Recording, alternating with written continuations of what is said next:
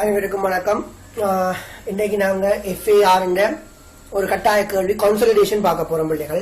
Already நாங்க cash flow statement பார்த்துருக்கிறோம். அதே மாதிரி பார்த்தோம்னு சொன்னா ரேஷியோ அனலைசிஸ் இல்லையா, காசு பாய்ச்சல் கூற்றும் கணக்கிட்ட விகிதங்களும் பார்த்திருக்கிறோம் பிள்ளைகள். இன்றைக்கு அடுத்த முக்கியமான ஏரியா பார்க்க போறோம் பிள்ளைகள், ஒன்றிணைத்தல் பார்க்க போறோம், கன்சாலிடேஷன். சோ நான் அந்த பைலட் பேப்பரை உங்களுக்கு செய்து விடுறேன் பிள்ளைகள். முதலாவது விஷயம் ஞாபகம் வைத்துக் கொள்ளுங்கள் பிள்ளைகள், உங்கள் பைலட் பேப்பர்ல consolidated statement of financial position தான் கேட்கப்பட்டிருக்கு. சோ இந்த மாதிரி எக்ஸாம் பேப்பர் நாங்க பைலட் பேப்பரை பேஸ் பண்றபடியா பிள்ளைகள் உங்களுக்கு அதிகமான வாய்ப்பு இருக்கு ஒன்றித்த நிதிநிலைமை கூட்டு கேட்கப்படுறதுக்கு. ஆகவே நாங்க ஒன்றித்த நிதிநிலைமை கூட்டுல பயிற்சி எடுத்தோம்டா பூர்ணமான இது காணும் பிள்ளைகள். நான் ஒரு மாடல் பேப்பர் செய்து நீங்க என்ன செய்யலாம்னு சொன்னா அங்கால உதய மாதிரி கேள்விதான். இந்த மாடல் பேப்பர் நல்ல பிள்ளைகள் சகல செம்மையாக்கங்களும் இந்த மாடல் பேப்பர்ல போடப்பட்டிருக்கு. கன்சல்டேஷன்ல என்னென்ன செம்மையாக்கம் இருக்குமோ பிள்ளைகள் அவ்வளவும் உங்களோட மாடல் பேப்பர்லாம் போடப்பட்டிருக்கு. சோ இப்ப அவ்வளவு செம்மையாக சொல்லி இந்த மாடல் பேப்பர் செய்து விட்டா இதுல உங்களோட பாஸ் பேப்பர்ஸ் பாத்தீங்கன்னு சொன்னா அதுல இதுல ஒரு அரைவாசி தான் வரும், ஒரு 3-4 செம்மையாக்கம். ஆனா இதுல எல்லா செம்மையாக்களுமே இந்த பைலட் பேப்பர்ல போடப்பட்டிருக்கு. ஒரு அறிவுரமா போயிட்டு பிள்ளைகள் இந்த பைலட் பேப்பர் செய்யறதுக்கு முதலாவது ஞாபகப்படுத்திக் கொள்ளுங்கள் பிள்ளைகள், இந்த consolidated statement of financial position உங்களுக்கு ஒன்றித்த நிதிநிலைமை கூட்டு பிள்ளைகள் 5 நியமமான செய்கைகள் நீங்கள் இடம் விடணும், ஞாபகப்படுத்திக் கொள்ளணும். 5 ஸ்டாண்டர்ட் ஒர்க்கிங்ஸ் இருக்கு பிள்ளைகள், மறக்க கூடாது. அப்ப முதலாவது எக்ஸாம் பேப்பருக்கு தந்தோட நீங்க கோல் அடிப்பீங்க, எப்பயுமே ஒரு கோணத்தோட தான் வரும். சோ ஒரு பக்கத்துக்கு அடிச்சு கொள்ளுங்கள் பிள்ளைகள், ஒரு கோணத்தோட ஒன்றித்த நிதிநிலைமை கூட்டு ஒன்றித்த வருமான கூட்டு கன்சாலிடேட்டட் ஸ்டேட்மெண்ட் ஃபைனான்சியல் பொசிஷனோ கன்சாலிடேட்டட் இன்கம் ஸ்டேட்மெண்டோ பிள்ளைகள் ஒரு கோணத்துல தான் வரும். அதை ஞாபகப்படுத்திக் கொள்ளுங்கள். சரிதானே? ஒரு கோணத்தோட ஒரு பேஜுக்கு அடியுங்க பிள்ளைகள். அங்கால செய்கைகள் ரெண்டு போடுவீங்க, ஒர்க்கிங்ஸ் அதான் மஸ்ட் பிள்ளைகள். செய்கைகள் ரெண்டு போடுவீங்க, நான் அழிக்கிறேன் பிள்ளைகள். நீங்க ஒரு கோணத்துக்கு அடிச்சு போட்டு அங்கால ஒர்க்கிங்ஸ் போடுங்க, செய்கைகள் ரெண்டு பிள்ளைகள். 5 நியமமான செய்கைகள் இருக்கு, மறக்க கூடாது. எத்தனை நியமமான செய்கை இருக்குன்னா பிள்ளைகள் 5 நியமமான செய்கைகள் இருக்கு. அவர் என்னென்ன நான் சொல்றேன் பிள்ளைகள், அதுக்கு மாதிரி இடத்தை அலோகேட் பண்ண போறோம். எக்ஸாம் பேப்பர் தந்த உடனே உங்களோட எக்ஸாம் பேப்பர் தந்த உடனே இப்ப நீங்க கன்சல்டேஷன் செய்ய படிக்கிறீங்கன்னு சொன்னா 5 நியமமான செய்கைகள் இருக்கு பிள்ளைகள், அதை நீங்க மறக்க கூடாது. சரிதானே? முதலாவது ஒரு படத்தோட நீங்க அடிப்பீங்க ஃபார்மேட், அதுக்கு பிறகு 5 நியமமான செய்கைகளுக்கு அலோகேட் பண்ணுவோம் பிள்ளைகள். முதலாவது செய்கை ஞாபகப்படுத்திக் கொள்ளுங்க பிள்ளைகள், குரூப் ஸ்ட்ரக்சர், குழு அமைப்பு. முதலாவது செய்கை பிள்ளைகள் குரூப் ஸ்ட்ரக்சர், குழு அமைப்பு. முதலாவது குரூப் ஸ்ட்ரக்சர், குழு அமைப்பு பிள்ளைகள் முதலாவது செய்கை. அதுக்கு நீங்க ஒரு 5 வரி விடுவீங்க பிள்ளைகள், அதுக்கு 5 வரி விடுவீங்க, ஞாபகப்படுத்திக் கொள்ளுங்கள். இரண்டாவது செய்கை நெட் அசெட்ஸ் ஆஃப் சப்சிடியரி என்று சொல்லுவோம் பிள்ளைகள். உப கம்பெனியின் தேறிய சொத்து, உப கம்பெனியின் தேறிய சொத்து இரண்டாவது செய்கை பிள்ளைகள். உப கம்பெனியின் தேறிய சொத்து, நெட் அசெட்ஸ் ஆஃப் சப்சிடியரி. அதுக்கு கீழே பிள்ளைகள் 10 வரி விடுங்க. இப்ப கூட விடுவது நல்லவங்களுக்கு இந்த எக்ஸாம் பேப்பர் தருவாங்க, 10 வரி விடுங்க. மூன்றாவது செய்கை பிள்ளைகள் குட்வில், நன்மதிப்பு. மூன்றாவது செய்கை பிள்ளைகள் குட்வில், நன்மதிப்பு மூன்றாவது செய்கை. அதுக்கு கீழே ஒரு 8 வரி விடுவீங்க பிள்ளைகள். குட்வில் நன்மதிப்பு எத்தனை வரி விடுவீங்கன்னா 8 வரி விடுவீங்க. நாலாவது பிள்ளைகள் நான் கண்ட்ரோலிங் இன்ட்ரெஸ்ட், நான் கண்ட்ரோலிங் இன்ட்ரெஸ்ட், கட்டுப்பாடற்றோர் நாட்டம் அல்லது பாத்தியதை என்று சொல்லுவோம். கட்டுப்பாடற்றோர் நாட்டம் அல்லது பாத்தியதை, நான் கண்ட்ரோலிங் இன்ட்ரெஸ்ட், கட்டுப்பாடற்றோர் நாட்டம் அல்லது பாத்தியதை என்று சொல்லுவோம். இதுக்கு ஒரு 6 வரி விடுவீங்க பிள்ளைகள். நான் கண்ட்ரோலிங் இன்ட்ரெஸ்ட் இருக்கிறார், கட்டுப்பாடற்றோர் நாட்டம் அல்லது பாத்தியதை கீழே 6 வரி விடுவீங்க. விட்டு 5வது பிள்ளைகள் குழு ஒதுக்கம், குரூப் ரிசர்வ் என்று சொல்லுவோம். 5வது பிள்ளைகள் குழு ஒதுக்கம், குரூப் ரிசர்வ் என்று சொல்லுவோம். குரூப் ரிசர்வ் என்று சொல்லுவோம். இது ஒரு எக்ஸாம் பேப்பர் தந்த உடனே நீங்க நியமமாக செய்ய வேண்டிய விஷயம், ஸ்டாண்டர்ட் ஒர்க்கிங்ஸ் சொல்லுவோம். இதுக்கு பிறகு அட்ஜஸ்ட்மெண்ட்ஸ் ஓடுறதுக்கு ஏற்ற மாதிரி, அடிஷனல் இன்ஃபர்மேஷன்ஸ் ஓடுறதுக்கு ஏற்ற மாதிரி, மேலதிக ஒழுங்கு வரிசைக்கு ஏற்ற மாதிரி மிச்ச ஒர்க்கிங்ஸ் நாங்க தயாரிச்சு கொள்வோம் பிள்ளைகள். விளங்குதா? ஒரு எக்ஸாம் பேப்பர் தந்த உடனே நான் கன்சல்டேஷன் செய்ய வலிக்கிறேன், என்ன செய்ய மாட்டா பிள்ளைகள், ஒரு கோலத்தோட முதலாவது கன்சல்டேஷன் அடிப்போம். பிறகு அதுக்கு 5 நியமமான செய்கைகள் போடுவோம் பிள்ளைகள். சொல்லவாத விஷயம் விளங்குதா? 5 நியமமான செய்கைகள் போடுவோம். ஒரு குளத்தோட நாங்க அடிச்சு போட்டு பிள்ளைகள் நாங்க என்ன செய்வோம், 5 நியமமான செய்கைகள் நாங்க போடுவோம். அதுல முதலாவது நியமமான செய்கை பிள்ளைகள் குரூப் ஸ்ட்ரக்சர், குழு அமைப்பு. இரண்டாவது பாத்தீங்கன்னா பிள்ளைகள் உபகம்பெனியின் தேதிய சொத்து, நெட் அசெட்ஸ் ஆஃப் சப்சிடியரி பிள்ளைகள். மூன்றாவது குட்வில், நன்மதிப்பு பிள்ளைகள். நாலாவது கட்டுப்பாடு ஒரு நாட்டம், நான் கண்ட்ரோலிங் இன்ட்ரெஸ்ட் பிள்ளைகள். ஐந்தாவது குழு ஒதுக்கம், குரூப் ரிசர்வ் பிள்ளைகள். இந்த 5ம் உங்க எக்ஸாம் பேப்பர் தந்த உடனே நீங்க நியமமாக செய்ய வேண்டிய செய்கைகள் பிள்ளைகள். ரைட். இப்ப நல்லா அறிக்கையில நீங்க அந்த முன்னுக்கு அவ்வளவு விஷயத்தையும் ஞாபகம் வச்சு கொள்ளணும் பிள்ளைகள். அது முதலாவது விஷயம் நீங்க முதலாவது ஃபார்மேட் ஒரு குளத்தோட வருவார், அதுக்கு 5 நியமமான செயல் செய்யப்படும். இப்ப நான் கணக்கு உங்களுக்கு ஷேர் பண்றேன் பிள்ளைகள். முதல் பேப்பர் எல்லாரும் வச்சிருப்பீங்க நம்புறேன், பைலட் பேப்பர். நான் இப்ப ஸ்கிரீன்ல ஷேர் பண்றேன். இப்ப பாருங்க, உங்களுக்கு நான் நினைக்கிறேன் டிஸ்பிளே தெரியும் நினைக்கிறேன். உங்களுக்கு முதல் பேப்பர் இங்கிலீஷ்ல தமிழ் வாசிக்கிற நீங்க தமிழ் பைலட் பேப்பர் எல்லாரும் வச்சிருப்பீங்கன்னு நம்புறேன். சரிதானே? பாருங்க, ககானா PLC acquired 80% of ordinary share capital of Maggi PLC on 1st April 2018 for 18 million. Right. இப்ப பாருங்க பிள்ளைகள், இப்ப ஒரு கம்பெனி வந்து இன்னொரு கம்பெனியை வாங்க போகுது. 2 கம்பெனியின் கணக்கு ஒன்றா செய்யறதுக்கு பேர் கன்சாலிடேஷன். ஞாபகப்படுத்திக் கொள்ளும். இங்க எங்களுக்கு 2 டேர்ம்ஸ் முக்கியம். WT ஃபைனலை பொறுத்த வரைக்கும் என்னென்ன டேர்ம்ஸ் பிள்ளைகள், ஒன்று பேரண்ட் கம்பெனின்னு சொல்லுவோம், தாய் கம்பெனி. எந்த கம்பெனி யார வாங்குறாரோ, அதாவது காசை கொடுத்து வாங்குறாரு இல்ல, அவரை நாம சொல்லுவோம் பிள்ளைகள் தாய் கம்பெனி என்று சொல்லுவோம், பேரண்ட் கம்பெனி என்று சொல்லுவோம். அதே மாதிரி பங்குகளை விற்கிறவர் இருக்கிறார்களா பிள்ளைகள், இந்த பங்குகளை விற்க போறவர் நாங்க சொல்லுவோம் பிள்ளைகள் உபகம்பெனி என்று சொல்லுவோம், சப்சிடியரி என்று சொல்லுவோம் பிள்ளைகள். இப்ப 2 விஷயத்தையும் ஞாபகப்படுத்திக் கொள்வோம், பேரண்ட் சப்சிடியரி. அப்ப இதுல மூன்றாவது பிள்ளைகள் நான் கண்ட்ரோலிங் என்று சொல்ற விஷயம் இருக்கும். கட்டுப்பாடற்றோர் நாட்டம் அல்லது கட்டுப்பாடற்றோர் பாத்தியது என்று சொல்லுவோம் தமிழ் டிரான்ஸ்லேஷன்ல. நான் கண்ட்ரோலிங் இன்ட்ரெஸ்ட். அவர் என்னென்ன பிள்ளைகள், இப்ப ககானா PLC வந்து எத்தனை வீத பங்குகளை வாங்குறார் பிள்ளைகள் பாருங்க, 80% தானே வாங்குறாரு, 80% தானே வாங்கப்படுற பிள்ளைகள். மிச்சம் 20% வாங்குவான்டானே, அவனுக்கு பேர் தான் இந்த நான் கண்ட்ரோலிங் இன்ட்ரெஸ்ட், கட்டுப்பாடற்றோர் நாட்டம் அல்லது கட்டுப்பாடற்றோர் பாத்தியது. இப்ப தாய் கம்பெனி பிள்ளைகளை ஞாபகப்படுத்திக் கொள்ளணும் பிள்ளைகள். யாருக்கு பவர் இருக்கோ, கண்ட்ரோல் பவர் இருக்குதோ அவரை தாய் கம்பெனி என்று சொல்லும். நோபலா பாத்தீங்கன்னு சொன்ன பிள்ளைகள் 50% அதிகமான பங்குகளை வாங்குறவருக்கு வந்து பிள்ளைகள் கண்ட்ரோல் பவர் ஆட்டோமேட்டிக்கா வந்துடும் இல்லையா. அதனால இங்க ககானா PLC வந்து தாய் கம்பெனியா இருக்க போகுது. ஆனா மிச்சம் 20% பங்குகள், ஏன்னா ககானா வந்து 80% வாங்க போகுது பிள்ளைகள். மிச்சம் 20% கோல்வால் வாங்குவார், அவருக்கு கண்ட்ரோல் பவர் இருக்கா. அதான் பேர்ல பாருங்க, நான் கண்ட்ரோலிங் இன்ட்ரெஸ்ட். அவரால் கட்டுப்படுத்த முடியாது. அதான் கட்டுப்பாடற்றோர் நாட்டம் அல்லது கட்டுப்பாடற்றோர் பாத்தியதுன்னு சொல்லுவோம். சோ நான் இங்க பாருங்க குழு அமைப்பை போட்டு காட்டணும் உங்களுக்கு. இதை வச்சு கண்டு நாங்க என்ன செய்யலாம் பிள்ளைகள், குழு அமைப்பு போடலாம் பாருங்க. பாருங்க குழு அமைப்பு. இப்ப யார் வாங்க போறாருன்னா ககானா வாங்க போறாரு இல்லையா. ககானா நீங்க தமிழ்ல பாப்பீங்க, ககானா PLC வாங்க போறேன். யார்கிட்ட வாங்க போறேன்னா மகி PLC வாங்க போறேன். மகி எத்தனை வீதம் வாங்க போறார் பிள்ளைகள், ககானா மகி இந்த 80% வாங்க போறாரா பாருங்க. பாருங்க 80%. அப்ப ககானா மகி இந்த 80% வாங்க, மிச்சம் 20% வாங்க வேண்டாம் பிள்ளைகள். அவருக்கு என்ன பேர் சொன்னாங்க, நான் கண்ட்ரோலிங் இன்ட்ரெஸ்ட் இல்ல கட்டுப்பாடற்றோர் நாட்டம். சோ நான் ஷோர்ட்டா NCI என்று சொல்றேன். ஷோர்ட்டா நீங்க தமிழ் மீடியக்காரன் NCI என்று போடலாம். கட்டுப்பாடற்றோர் நாட்டம்.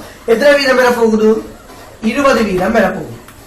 எத்தனை வீதம் பெற போகுது பிள்ளைகள், 20% பெற போகும்.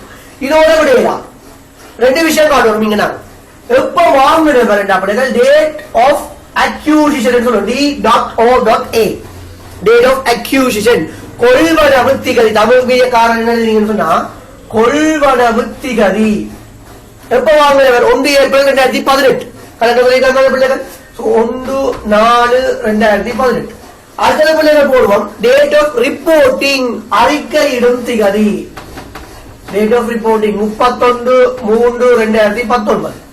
31/3/2019 சொல்லுவாங்க. இந்த டேட்டுக்கு நாங்க கணக்கு செய்ய சொல்லுவாங்க. 31/3/2019. ஆகவே பிள்ளைகள் நாங்க 1 வருடத்துக்கு கணக்கு செய்ய போறோம். கணக்கு செய்ய போறோம் பிள்ளைகள், 1 இயர் 1 வருடத்துக்கு கணக்கு செய்ய போறோம். பைனான்சியல் பொசிஷன் நிதிநிலைமை செய்ய போறோம். இது முதலாவது விஷயம். முதலாவது கிளியர் குழு அமைப்பு போட்டு காட்டணும். யார் தாய் கம்பெனி, யார் உபகம்பெனி, அவன் பெர்சன்டேஜ் என்ன, NCI பெர்சன்டேஜ் என்ன, கொள்வனவு திகதி, மற்றது அறிக்கையிடும் திகதி, date of acquisition, date of reporting. இது முதலாவது விஷயம். பிறகு நாங்க ஆட்டோமேட்டிக்கா 2வது ஒர்க்கிங்ஸுக்கு வரலாம். 2வது நெட் அசெட்ஸ் ஆஃப் சப்சிடியரி, உபகம்பெனியின் தேறிய சொத்துக்கு அடிப்படை வந்தோம்னா பிள்ளைகள் அங்க எப்படி ஃபார்மேட் இருப்பாருன்னு பாருங்க. அங்க அந்த ஃபார்மேட்டை பாருங்க. முதலாவது விவரம் பெறுவார் பிள்ளைகள், டீடைல்ஸ் டிஸ்கிரிப்ஷன் பெறுவார் பிள்ளைகள் முதலாவது. இரண்டாவது DOA டேட் ஆஃப் அக்யூசிஷன் கொள்வனவு திகதி பெறுவார் பிள்ளைகள், கொள்வனவு திகதி பெறுவார் பிள்ளைகள். மூன்றாவது BOR அறிக்கையிடும் திகதி டேட் ஆஃப் ரிப்போர்ட்டிங் பெறுவார் பிள்ளைகள். அடுத்தது P.A.R போஸ்ட் அக்யூசிஷன் ரிசர்வ் மூன்றாவது முதலாவது கொலம் பிள்ளைகள் விவரம் பெறுவார் டிஸ்கிரிப்ஷன் டீடைல்ஸ். அதுக்கப்புறம் DOA கொள்வனவு திகதி டேட் ஆஃப் அக்யூசிஷன் பிள்ளைகள், டேட் ஆஃப் அக்யூசிஷன் கொள்வனவு திகதி. அடுத்தது DOR டேட் ஆஃப் ரிப்போர்ட்டிங் அறிக்கையிடும் திகதி. அடுத்தது P.A.R போஸ்ட் அக்யூசிஷன் ரிசர்வ் உழைத்த வருவாய் போடும் தமிழ்ல உழைத்த வருவாய் என்ற விஷயம் போல புறம் பிள்ளைகள். இது ஞாபகப்படுத்திக் கொள்ளும். இதோட பிறகு நன்மதிப்பு நோக்கி மூவ் பண்ணும், ஃபார்மேட்டை கம்ப்ளீட் பண்ணுவோம் பிள்ளைகள். நன்மதிப்பு நோக்கி மூவ் பண்ண நன்மதிப்பு ஒரு ஸ்டாண்டர்ட் ஃபார்மேட் இருக்கு பிள்ளைகள், அது ஞாபகப்படுத்திக் கொள்ளுங்க. என்னன்னா fair value of parents holding, fair value of parents holding என்று சொல்லுவோம்.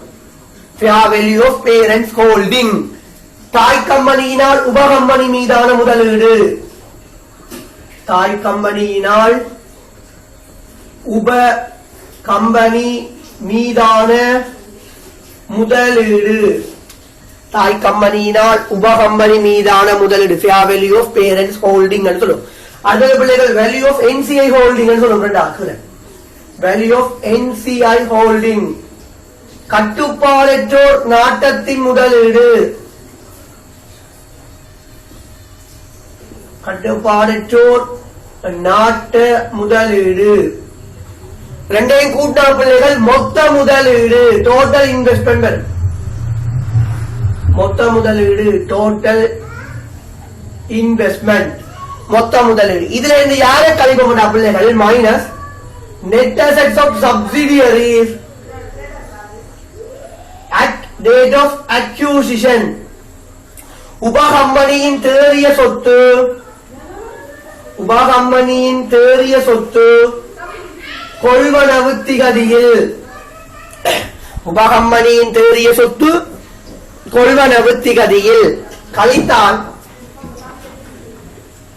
Goodwill at date of acquisition, goodwill at date of acquisition நன்மதிப்பு கொள்வனவு திகதியில், நன்மதிப்பு கொள்வனவு திகதியில். அதுல இந்த பிள்ளைகள் நாங்கள் யாரை பார்ப்போம், அடுத்தது மைனஸ் பண்ணும் இம்ப்ராமெண்ட், மைனஸ் இம்ப்ராமெண்ட் சேதார இழப்பீடு, சேதார இழப்பீடு. ஆகவே இதை கழித்து வரப்போறவரும் ஃபைனலா வருவார் goodwill at date of reporting நன்மதிப்பு அறிக்கையிடும் திகதியில், நன்மதிப்பு அறிக்கையிடும் திகதியில். இது மூன்றாவது ஒர்க்கிங்ஸ் உரிய ஃபார்மேட். எல்லாத்தையும் ஞாபகப்படுத்தீங்கன்னா அதுல நாங்கள் தூக்கி பதிகிறது தான் மூன்றாவது ஒர்க்கிங்ஸ் உரிய ஃபார்மேட். நாலாவது ஒர்க்கிங்ஸ் உங்களுக்கு தெரியும் பிள்ளைகள் நான் கண்ட்ரோலிங் இன்ட்ரெஸ்ட் இல்லையா, கட்டுப்பாடு ஒரு நாட்டம் எழுது பாத்தியது. அங்க யார் வர வேண்டும், முதலாவது value of NCI holding, value of NCI holding, value of NCI holding திரும்ப சொல்லுங்க சார். குட்வில் இடையில விடுபட்டுட்டு சார் திரும்ப சொல்லுங்க sir. Fair value of parents holding தாய் கம்பெனியினால் உபகம்பெனி மீதான முதலீடு. அடுத்தது வேல்யூ ஆஃப் NCI ஹோல்டிங் கட்டுப்பாடற்றோர் நாட்ட முதலீடு. ரெண்டையும் கூட்ட வாரது டோட்டல் இன்வெஸ்ட்மெண்ட் மொத்த முதலீடு. அதுல இருந்து net assets of subsidiary at date of acquisition, net assets of subsidiary at date of acquisition உபகம்பெனியின் தேறிய சொத்து at கொள்வனவு திகதியில் என்று கழிப்போம், மைனஸ் பண்ணுவோம். கழித்தால் வரக்கூடியது goodwill at date of acquisition நன்மதிப்பு கொள்வனவு திகதியில். அதுல யாரை கழிப்போம், இம்பேர்மெண்ட் சேதார இழப்பீடு கழிக்கப்படும் பிள்ளைகள், இம்பேர்மெண்ட் கழித்தால் goodwill at date of reporting நன்மதிப்பு அறிக்கையிடும் திகதியில், நன்மதிப்பு அறிக்கையிடும் திகதியில். இது பிள்ளைகள் குட்வில்லுக்குரிய ஃபார்மேட், நன்மதிப்புக்குரிய ஃபார்மேட். இதுல நாலாவது பார்த்தா ஸ்டாண்டர்ட் ஒர்க்கிங்ஸ்ல நாலாவது பார்த்தா பிள்ளைகள் நான் கண்ட்ரோலிங் இன்ட்ரெஸ்ட் NCI. அதுல முதலாவது வேல்யூ ஆஃப் NCI ஹோல்டிங் பிள்ளைகளா, அதுல முதலாவது யார் வருவா, வேல்யூ ஆஃப் NCI ஹோல்டிங். அப்ப ஞாபகம் வச்சுக்கோங்க கட்டுப்பாடற்ற ஒரு நாட்டு முதலீட்டு பெறுமதி. கட்டுப்பாடற்ற ஒரு நாட்டு முதலீட்டு பெறுமதி. இதோட பிள்ளைகள் யார கூட்டுவோம் என்றா ஞாபகப்படுத்திக் கொள்ளுங்கள். யார கூட்டுவோம் என்று சொன்னால் பிள்ளைகள் இங்க பார்ப்போம். Percentage of PAR, post acquisition reserve. Percentage of post acquisition reserve. உழைத்த வருவாயின் வீதாசாரம். உழைத்த வருவாயின் வீதாசாரம் அது கூட்டுப்படும் பிள்ளைகள். உழைத்த வருவாயின் வீதாசாரம் கூட்டுப்படும் பிள்ளைகள். சோ நான் இப்ப முதலாவது ஒர்க்கிங்ஸ் அழிக்க நினைக்கிறேன் பிள்ளைகள் மூட்ல. நான் அஞ்சாவது ஒர்க்கிங் செய்யறதுக்காக நான் முதலாவது அழிக்கிறேன். ஐந்தாவது ஒர்க்கிங் மேல வேலை போற பிள்ளைகள் யார் என்ன குரூப் ஸ்ட்ரக்சர் சொன்னான் இல்லையா? சரி, குரூப் ரிசர்வ் சொன்னான். குரூப் ரிசர்வ் குழு ஒடுக்கம் சொன்னான் பிள்ளைகள் ஐந்தாவது. அங்க பிள்ளைகள் ஞாபகப்படுத்திக் கொள்ளுங்கள்.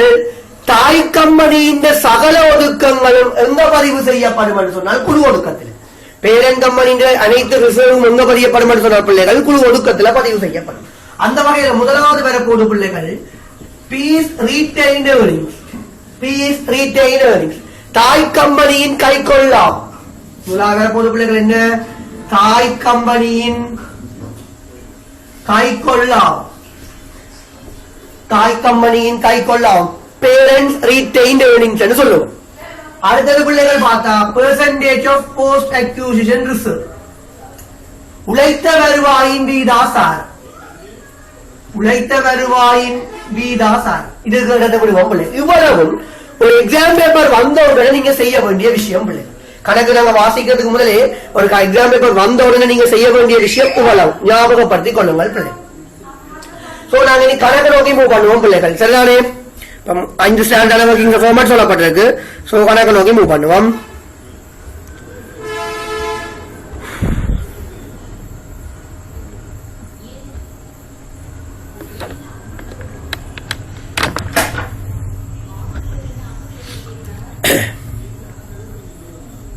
ரைட், நாங்க கணக்கு வாசிக்க பிள்ளைகள் ககானா PLC தமிழ்ல பார்க்கலாம் பிள்ளைகள். உங்களுடைய பயில் பேப்பர் இருக்கும் நம்புறேன். வெப்சைட்ல இருக்குதானே பிள்ளைகள். ககானா PLC acquired 80% of the equity share capital of Maggi PLC. என்ன ககானா PLC ஆனது Maggi PLC 80% உரிமை பங்குகளை கொள்வனவு செய்தது. 1 ஏப்ரல் 2018 அது எப்ப வாங்கி இருக்கான் பிள்ளைகள்? on 1st April 2018 for 18 million. 1 April 2018 எவ்வளவுக்கு வாங்கி இருக்கிறார்? 18 மில்லியனுக்கு வாங்கி இருக்கிறார் பிள்ளைகள். Right. The statement of financial position at 31st March 2019 were as follows. 31/3/2019 நிதிநிலைமை கூற்றுகள் பின்வருமாறு சொல்லப்பட்டிருக்கு. 2 பேர் நிதிநிலைமை குறித்து தரப்பட்டிருக்கு பிள்ளைகள். யார்? ககானா தரப்பட்டிருக்கு, மகியின் தரப்பட்டிருக்கு.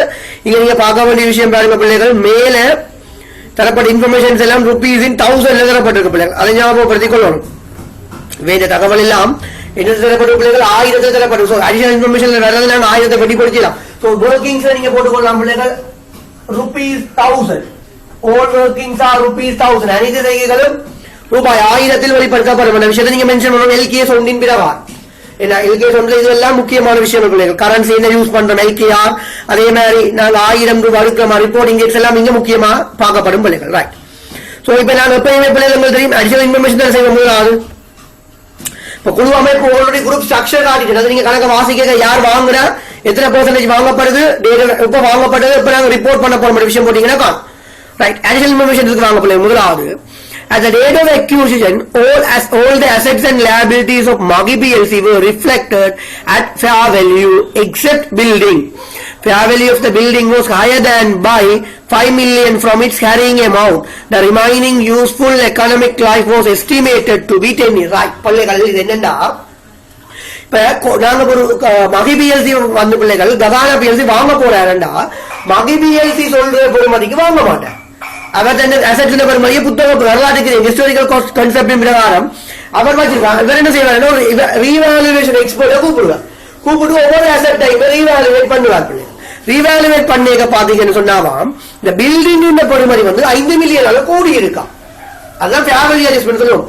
சீர்மதிப்பு சீராக்கம் என்று தமிழ்ல சொல்லுவோம் பிள்ளைகள். அதாவது நியாயமான பெருமதி சீராக்கம் என்று சொல்லுவோம் பிள்ளைகள் தமிழ்ல. அப்ப இந்த சீர்மதிப்பு வந்து பிள்ளைகள் எவ்வளவு கூடி இருக்காமன்னா 5 மில்லியன் கூடி இருக்காம். பாருங்க எவ்வளவு கூடி இருக்காம்?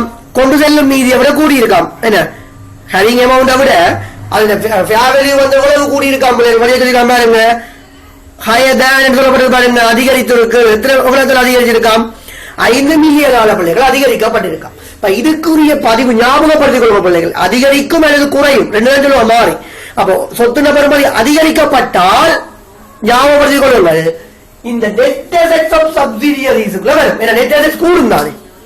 இதுல பெறுமதி அதிகரிச்சிருக்கு. இப்ப நாங்க இப்ப இதான் அட்ஜஸ்ட் பண்ண போறோம். சொத்துல பெறுமதி கூடுனா நெட் அசெட்ஸ் கூடுங்க, பெரிய சொத்து கூடுந்தானே பிள்ளைகள். இப்ப பாருங்க இதுல நாங்க எப்படி அட்ஜஸ்ட் பண்ண போறோம்டா பிள்ளைகள். இங்க பாருங்க எப்படி அட்ஜஸ்ட் பண்ண போறோம்டா.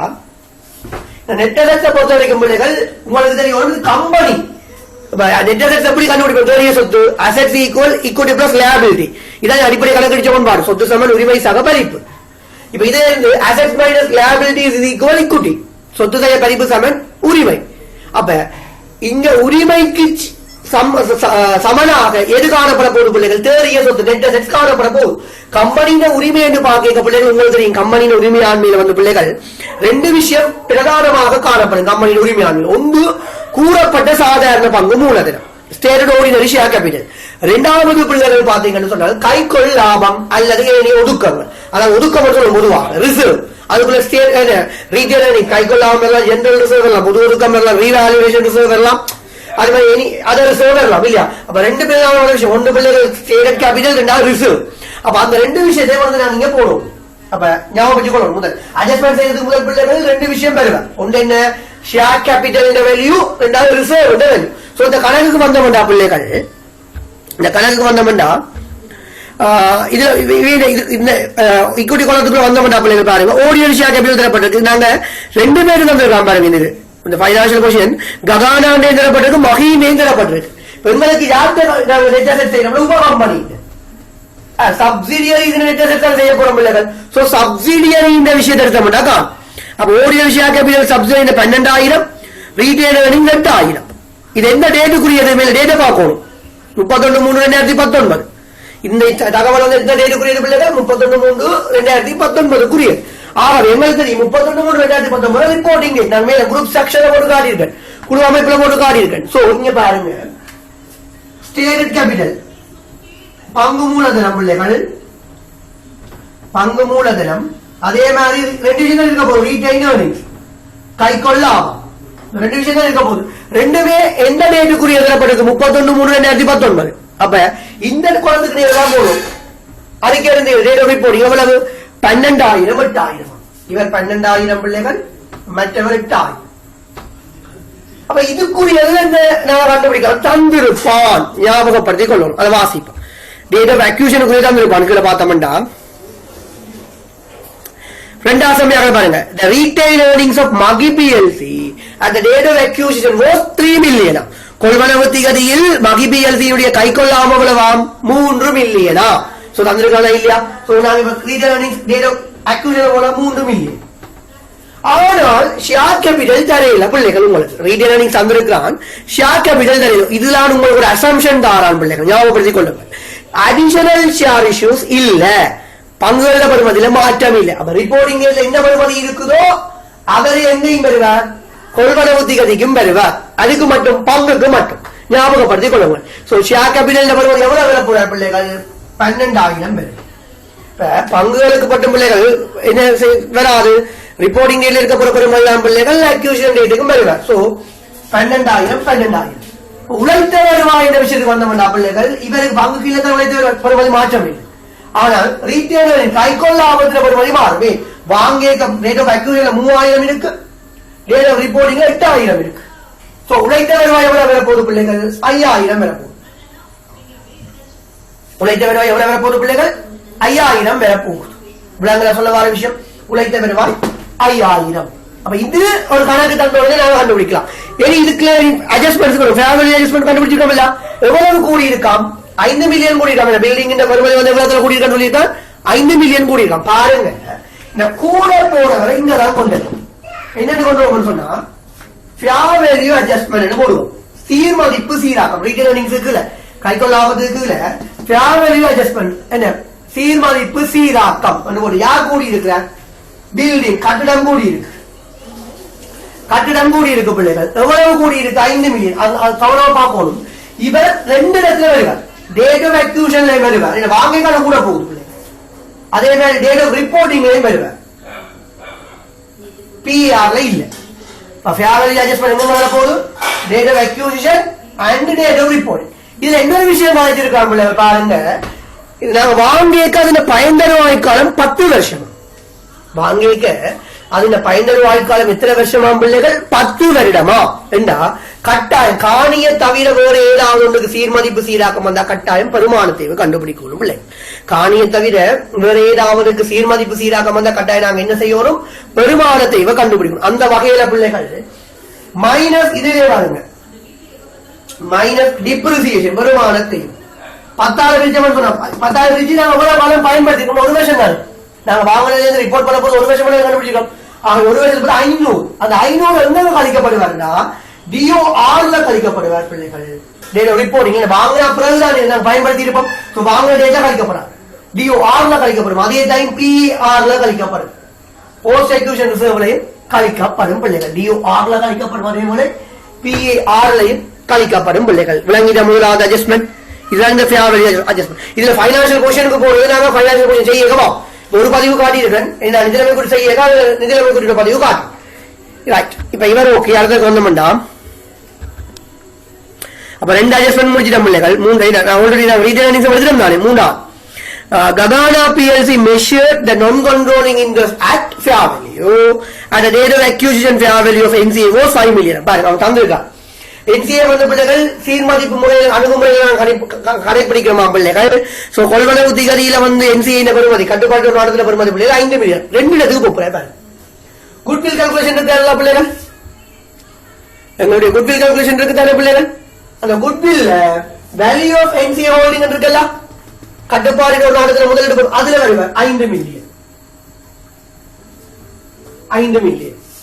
அதே மாதிரி 4வது ஒர்க்கிங்ஸ் இருக்குல்ல NCA, அதுல வேல்யூ ஆஃப் NCA ஹோல்டிங்ல கட்டுப்பாட்டு நாட முதலீடு 5 மில்லியன் வருவார். அப்ப ஞாபகப்படுத்திக் கொள்ளும். 2 இடத்துல வருவார். ஒன்று ஒர்க்கிங் நம்பர் 3ல 2ஆவதா வருவார். ஒர்க்கிங் நம்பர் 4ல முதலாவது விஷயத்துக்கு வருவார். விளங்கலா பிள்ளைங்க? சின்ன விஷயம் தான், ஞாபகப்படுத்திங்கன்னா சரி. ரைட். அடுத்தது வரும்.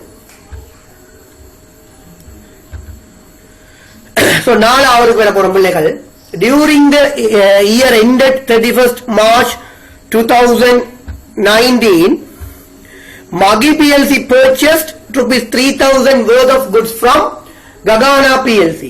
Out of these goods, half of them remained unsold at the premises of Maggi PLC. The sales policy of Gagana PLC is to add 25% of markup to its cost. Right. இங்க பாருங்க பிள்ளைகள், Maggi PLC வந்து யார்கிட்ட இருந்து வாங்கி இருக்கிற பிள்ளைகள்? Gagana PLC இருந்து வாங்கி இருக்கு. Gagana சொல்றது யாருன்னா தாய் கம்பெனில இருந்து கம்பெனி வாங்கி இருக்கு பிள்ளைகள். என்ன வாங்கி இருக்குன்னா ஸ்டாக்க வாங்கி இருக்கு, இருப்பு வாங்கி இருக்கு. அதுல எவ்வளவு பெறுமதியான இருப்பு வாங்கி இருக்குன்னா பிள்ளைகள் சொல்லியிருக்காங்க பாருங்க, 3 மில்லியன் ரூபாய் பெறுமதியான இருப்பு வாங்கி இருக்கு. அதுல half of these unsold விற்கப்படாமல் எஞ்சி இருக்க போறான் பிள்ளைகள், அரைவாசி எஞ்சி இருக்க போகுதான்.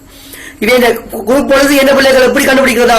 Markup for its cost 25. அப்ப கிரியத்துல லாபம் வைத்த பிள்ளைகள் 25 லாபம் வைத்து விற்கிறான். பாருங்க, இதுக்கு நாங்க ஒரு செம்மையாக ஒரு நேம் சொல்லுவோம் பிள்ளைகள். நான் இது அழிக்கிறேன் பிள்ளைகள் தானே. நான் அப்படியே 5வது அழிக்கிறேன்.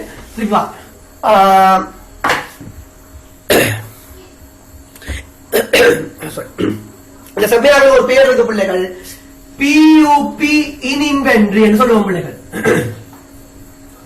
இருப்புக்கு தேராத லாப ஏற்பாடு. 6வது ஒர்க்கிங் தான் வரப்போகுது. எத்தனாவது ஒர்க்கிங்? 5 ஸ்டாண்டர்ட் ஒர்க்கிங் போட்டோம். அதுக்கப்புறம் அடிஷனல் இன்ஃபர்மேஷன் ஓடுற மாதிரி வரும். இருப்புக்கு தேராத லாப ஏற்பாடு. இருப்புக்கு தேராத லாப ஏற்பாடு. இதுல 5 ஸ்டெப்ஸ் ஃபாலோ பண்ணுவோம் பிள்ளைங்க, ஞாபகப்படுத்திக் கொள்ளுங்க. எத்தனை ஸ்டெப்ஸ் ஃபாலோ பண்ண போறோம்னா 5 ஸ்டெப்ஸ் ஃபாலோ பண்ணுவோம். முதலாவது யார் யாருக்கு வித்தவர் என்ற விஷயம் உங்களுக்கு தெரிஞ்சிருக்கும். இந்த கணக்கை பொறுத்த வரைக்கும் உங்களுக்கு தெரியும், தாய் கம்பெனி விற்பனை உப company. So P sales to S, தாய் விற்பனை உப கம்பெனி. அது முதலாவது ஸ்டெப் போடும். முதலாவது என்ன செய்வீங்க பிள்ளைகள்? யார் யாருக்கு வித்தவர் என்ன கண்டுபிடிப்பீங்க முதலாவது. 2வது உங்களுக்கு திரும்ப பிள்ளைகள் ரிமைனிங் ஸ்டாக். எஞ்சிய இருப்பு தான் எங்களுக்கு தேவையாக ஏற்பாட்டுக்கு தேவை. வித்து அவ்வளவும் தேவையில்லை. ஞாபகப்படுத்திக் வித்து அவ்வளவும் தேவையில்லை. எங்களுக்கு தேவை எஞ்சிய இருப்பு, ரிமைனிங் ஸ்டாக். சோ ரிமைனிங் இன்வென்டரிக்கு வந்த பிள்ளைகள் 3 மில்லியனுக்கு வித்திருக்கிறார் பிள்ளைகள். அதாவது எக்ஸாம்பிள் கிளியரா சொல்றாங்க, half of these goods remaining stock. அரைவாசி தானே ரிமைனிங் இருக்க போகுது. 3 மில்லியன் தர 1/2 எவ்வளவு ரிமைனிங் இருக்க போகுதுன்னா 1500 இருக்க போகுது பிள்ளைகள். எவ்வளவு இருக்க போகுது? 1500 இருக்க போகுது. முதலாவது ஸ்டெப் யார் யாருக்கு வித்தவர், ரெண்டாவது எஞ்சிய இருப்பை கண்டுபிடிக்கும், ரிமைனிங் இன்வென்டரி, எஞ்சிய இருப்பு. மூன்றாவது ஸ்டெப்பை பார்த்தோம்டா பிள்ளைகள், மார்ஜினோ மார்க்கப்பை கண்டுபிடிக்கணும், ப்ராஃபிட் பவுண்டரியை கண்டுபிடிக்கும், லாபம் இல்லை. அதுக்கு ஃபார்முலா உங்களுக்கு தெரியும், cost plus profit is equal selling price. கிரயம் சக லாபம் சமன் விற்பனை விலை. கிரயம் சக லாபம் சமன் விற்பனை விலை. எத்தனை கிரயத்தினால லாபம் வச்சு விற்கப்பட்டிருக்க பிள்ளைகள்? சோ கிரயத்தை 100 வீதமா இருக்கும். யார லாபம் வைக்கிறாரோ கவனமா கேர்ஃபுல்லா இருக்கணும். கிரயத்தில் லாபம் வைத்தா கிரயம் 100 வீதம், விற்பனை விலையில லாபம் வைத்தா விற்பனை விலை 100 வீதம். அதை ஞாபகப்படுத்திக்கணும். சோ கிரயம் 100 வீதம், லாபம் 25 வீதம் பிள்ளைகள். ஆகவே விற்பனை விலை 125 வீதம். கிரயம் 100 வீதம், லாபம் 25 வீதம். ஆகவே விற்பனை விலை எவ்வளவு போடு பிள்ளைகள்? 125 வீதம். இது மூன்றாவது ஸ்டெப். நாலாவது ஸ்டெப் என்ன செய்ய? பியூபியை கண்டுபிடிக்கும். பியூபி என்ற பிள்ளைகள் தேவையாவது லாப ஏற்பாடு, ப்ரொவிஷன் ஃபார் அன்ரியலைஸ்ட் ப்ராஃபிட் என்று சொல்லுவோம்.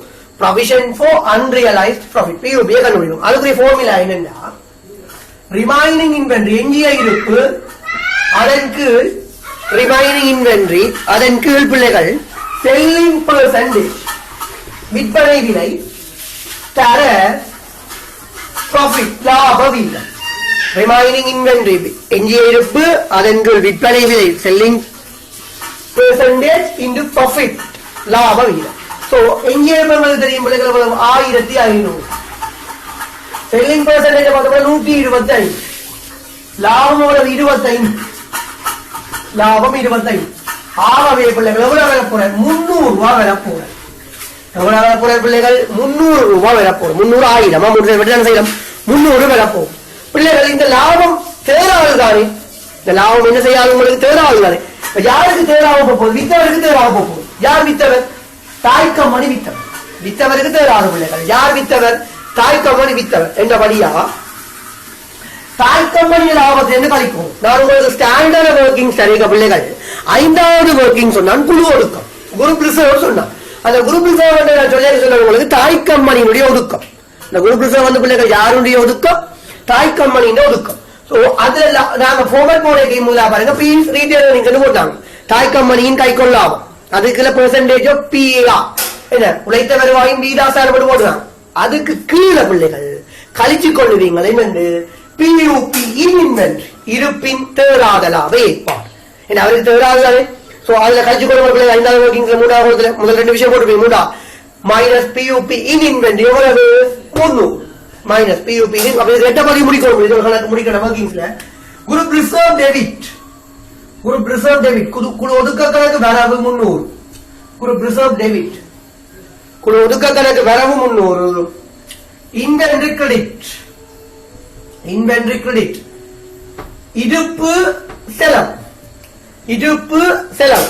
Group reserve debit, inventory credit, குழு ஒதுக்க கணக்கு வரவு, இருப்பு கணக்கு செலவு பிள்ளைகள். விளங்குதா? இப்போ இருப்புல கழிக்கிற விஷயத்தை நம்ம பார்ப்போம். இப்ப group reserve debit, debit reserve எல்லாம் கிரெடிட் பேலன்ஸ் பிள்ளைகள். டெபிட் பண்ணி கழிக்கப்படும். ஒதுக்கங்கள் எல்லாம் செலவு மீதி நாங்க வரவு வைக்கிறோம்னா அது கழிக்கிறோம் அர்த்தம். சோ அவங்களுடைய கழிங்க பிள்ளைகள் 300. 5வது ஒர்க்கிங்ஸ்ல முதல் 2 இடத்துல கழிப்பீங்க. 300 கழிங்க பிள்ளைகள். அடுத்த சமயம் வரும். அடுத்தது வந்தோம்னா பிள்ளைகள் 4 முடிச்சிட்டோம். 5வது பாருங்க, during the year ended 31st March 2019, Gagana PLC purchased 4.5 million worth of goods from Mahi PLC. இது திருப்பி அதே மாதிரி தான். இப்ப இதுவும் அதே மாதிரி. சோ நான் உங்களுக்கு இதுக்குரிய டைம் தாரன் பிள்ளைகள். நீங்க ஒரு 2 மினிட் இதே ஸ்டெப்ல செய்ய போறீங்க. செய்யுங்க. இதே ஸ்டெப்ல எல்லாரும் சமயம் நம்புறேன். இதே ஸ்டெப்ல செய்யுங்க.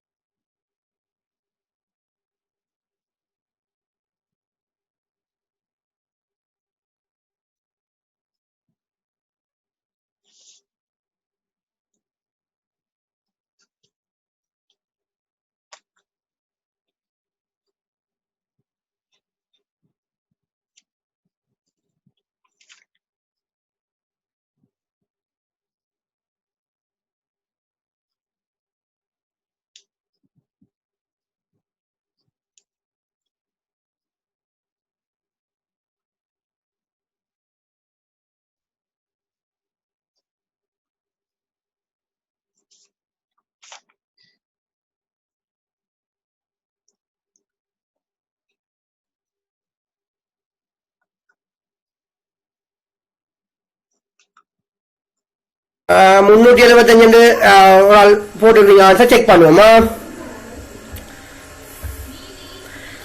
During the year ended 31st March 2019, Gagana PLC purchased 4.5 million worth of goods from Mahi PLC. Out of these goods, 1/3 of them remain unsold in the premises of Gagana PLC. The sales policy of Mahi PLC keep 25% margin on selling price. நல்ல ஒரு கேள்வி இல்லையா?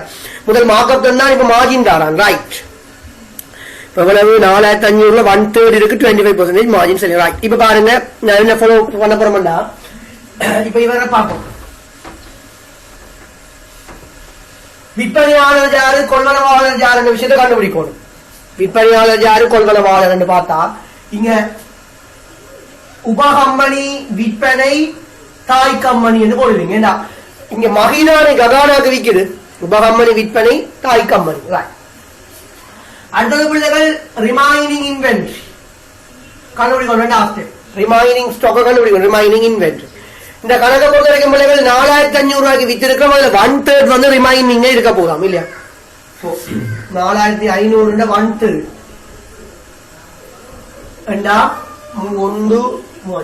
1500 என்ன பிள்ளைகள் 1500 வந்து remaining இன்வென்ட்ரிக்கு வர போகுது. மூன்றாவது பிள்ளைகள் நாங்க என்ன பார்ப்போம் பிள்ளைகள், மார்ஜினோ markup, cost plus profit is equal selling price. Cost plus profit is equal selling price. இங்க மார்ஜின் சொல்லப்பட்டிருக்கு, விற்பனை விலை லாபம் வைக்கிறது. சோ செல்லிங் பிரைஸ் வந்து 100% பிள்ளைகள், ப்ராஃபிட் 25%, காஸ்ட் வந்து 75% பிள்ளைகள். செல்லிங் பிரைஸ் வந்து 100% பிள்ளைகள், ப்ராஃபிட் 25%, காஸ்ட் 75%. சோ உங்களுக்கு தெரியும் அடுத்தது பியூபி பாக்குறது என்ன, remaining inventory over selling price into profit. So எஞ்சிய இருப்பீங்கள் விற்பனை விலை தர லாபம். சோ எஞ்சிய இருப்பீங்கள் தெரியும் பிள்ளைகள் 1500, விற்பனை விலை எங்களுக்கு தெரியும் பிள்ளைகள் 100%, லாபம் வந்து 25%. ஆகவே பார்த்தா பிள்ளைகள் 104 3 12 375 375 சரியான விட பிள்ளைகளா 375. இங்க பாரு, இங்க விற்பனையாளர் யாரு, அந்த கணக்கு பாத்தீங்க விற்பனையாளர் தாய் கம்பெனி. சோ தாய் கம்பெனி லாபத்தை தான் குறைச்சம் கொண்டு போய், இங்க விற்பனையாளர் உபகம்பெனி. உபகம்பெனி லாபம் எங்க போடுறாங்க, 2வது ஒர்க்கிங்ஸ்ல போட்டுருக்கோம் பாருங்க. உபகம்பெனி கழிக்கலாம், அதுல இருந்து கழிக்கணும். ஆகவே என்ன செய்வோம் இங்க பாருங்க, இதுக்கு மைனஸ் பியூபி இன் இன்வென்ட்ரி, 2வது ஒர்க்கிங்ஸ்ல மைனஸ் பியூபி இன் இன்வென்ட்ரி.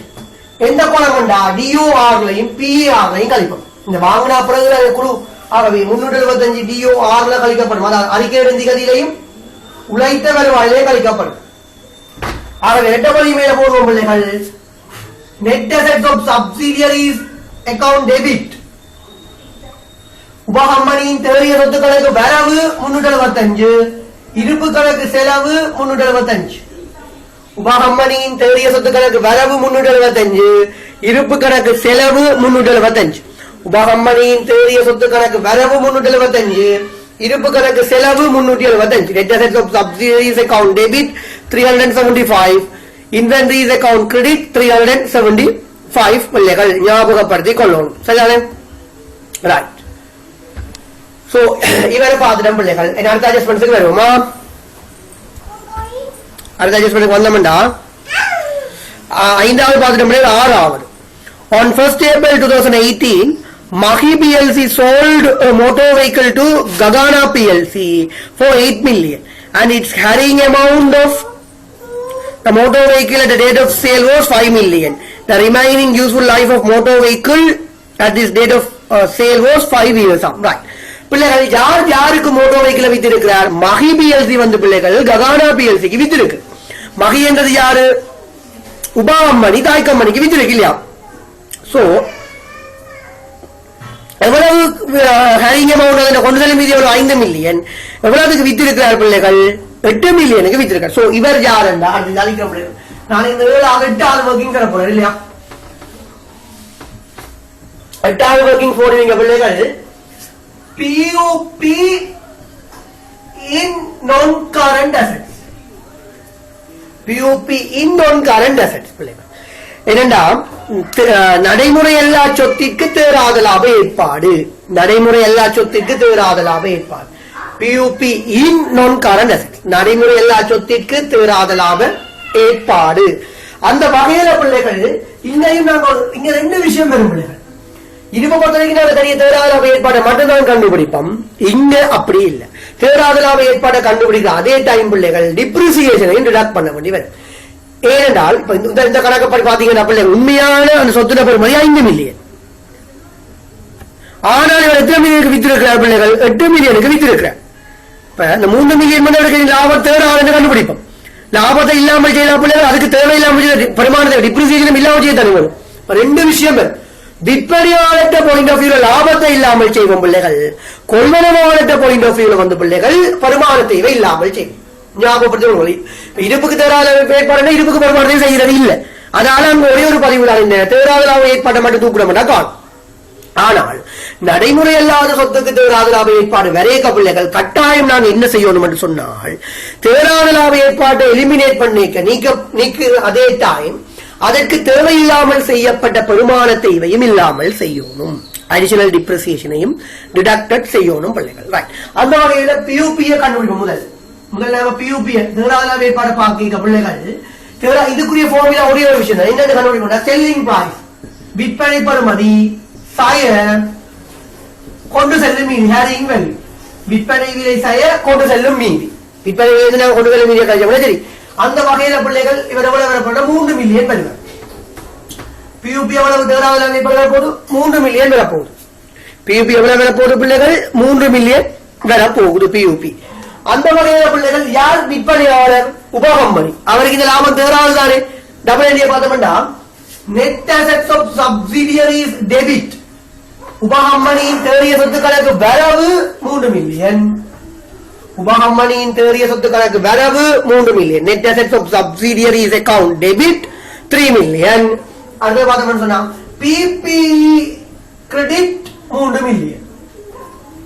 ஆதனம் கொள்முதல் உபகரண கணக்கு செலவு 3 மில்லியன். PPE credit 3 million. ஆதனம் கொள்முதல் உபகரண கணக்கு செலவு 3 மில்லியன். முதல் அவரை இல்லாமல் செய்து. ஆகவே இங்க பாருங்க, இதுல வந்த சொன்னா minus PUP in non current assets. Date of reporting அறிக்கை நிகழ்ச்சியிலையும் உழைத்த வருவாயை மதிப்பு பிள்ளைகள் 3 மில்லியன். 3000 மைனஸ் 3000. ரைட். பிபியில நான் பைனான்சியல் கொஸ்டின் செய்ய பிபியில கழிக்க வச்சிருக்கோம். இங்க அடுத்த விஷயம் சொன்னா நான் உங்களுக்கு பிள்ளைகள் டிப்ரிசியேஷன் பெருமான தேவையும் இல்லாமல் செய்யும். இந்த கணக்குல பாருங்க பிள்ளைகள் 5 வருஷமா ரிமைனிங் யூஸ்ஃபுல் ஐட்டம் 5 வருஷம் எப்ப விற்கப்பட்டு 1 ஏப்ரல் 2012 பார்க்கணும் பிள்ளைகள். பாருங்க 5 வருடம் சொல்லியிருக்காங்க. ரிமைனிங் எக்கனாமிக் யூஸ்ஃபுல் ஐட்டம் 5 வருஷமா என்ன பிள்ளைகள். இதுக்குரிய டிப்ரிசியேஷன் எப்படி பார்ப்போம் பாருங்க. பிஓபியின் கீழ் தேராத லாப ஏற்பாட்டின் கீழ் எக்கனாமிக் லைஃப் டைம் பயன்தரு ஆயுட்காலம் தர யூஸ்ட் பயன்படுத்திய காலம். யூஸ்ட் லைஃப் பயன்படுத்திய காலம். பியூபியின் கீழ் தேராத லாப ஏற்பாட்டின் கீழ் பயன்தரு ஆயுட்காலம் தர பயன்படுத்திய காலம். PUP divided by economic useful lifetime into youth lifetime. PUP எவ்வளவு தெரியும் பிள்ளைகள்? 3 மில்லியன். பயன்படுத்திய கால பகுதி பயன்தரு ஆயுட்காலம் 5 வருஷம் சொல்லியிருக்கலாம். பயன்படுத்திய 1 வருஷம் 1 ஏப்ரல் விக்ரம் 31/3/2019 ரிப்போர்ட்டிங் டே. சோ ஆகவே 1 வருஷம் பார்த்தோம்னா 61 வருவார். எவ்வளவு வரப்போது பிள்ளைகள்? 61 வருவார். இது வந்து பிள்ளைகள் தேவையில்லாமல் தான் டிப்ரிசியேஷன் செய்திருப்போம். இந்த லாபத்தை தூக்கிட்டோம்னா டிப்ரிசியேஷன் இல்லாமல் செய்யப்படும். டிப்ரிசியேஷன் இல்லாமல் செய்தா பிள்ளைகள் லாபம் கூடும். இந்த பெருமானத்தை இருக்க லாபம் குறைஞ்சிருக்கும். அந்த பெருமானத்தை நாங்கள் இல்லாமல் செய்யப்படும் அவருடைய லாபம் கூடும். லாபம் யார் பெருமானத்தை தேவையான வாங்குறவன் பெருமானத்தை செய்வான். இங்க யார் வாங்குறது? தாய் கம்பெனி. இதை நாங்கள் விற்பனையாளர் உபகம்பெனி தான் நாட்டில் கழிச்சினாங்க. சொல்லிருக்காங்க. கொள்வனவாளர் யார் பிள்ளைகள்? தாய் கம்பெனி. விற்பனையாளர் உபகம்பெனியுடைய பிள்ளைகள் கொள்வனவாளர் யாரு? தாய் கம்பெனி. அவருடைய லாபம் வந்து தேவையில்லாமல் குறைஞ்சிருக்கும். அதை நாங்கள் இப்ப கூட்ட போறோம். ஏண்டா தாய் கம்பெனி லாபம் அங்கே இருக்கும். குரூப் ரிசர்வ் 5 இதுக்கு டபுள் எண்ணி பார்த்தோம்னா பிபிஇ டெபிட் ஆதரவு கொள்முதல் உபகரண கணக்கு வரவு 600. குரூப் ரிசர்வ் கிரெடிட் குழு ஒதுக்க கணக்கு செலவு 600. சோ குழு ஒதுக்கத்துல உடைய கூட்டுங்க பிள்ளைங்க. 5வது ஒர்க்கிங்ஸ் இருக்குல்ல குழு ஒதுக்கம் அதோட கூட்டுவீங்க. அடிஷனல் டிப்ரிசியேஷன் மேலதிக பெருமானத்தை அடிஷனல் டிப்ரிசியேஷன் பெருமானத்தை இல்லாமல் செய்ய லாபம் கூடும். அடிஷனல் டிப்ரிசியேஷன் மேலதிக பெருமானத்தை.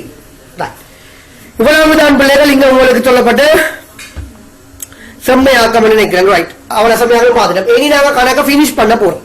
பதிவுகள் செய்தவரை கணக்கு நாங்க என்ன செய்ய முடியும் பினிஷ் பண்ண வைக்கிற போறோம். அந்த வகையில பாருங்க என்னென்ன விஷயங்கள் நாங்க பினிஷ் பண்ணுவோம்டா,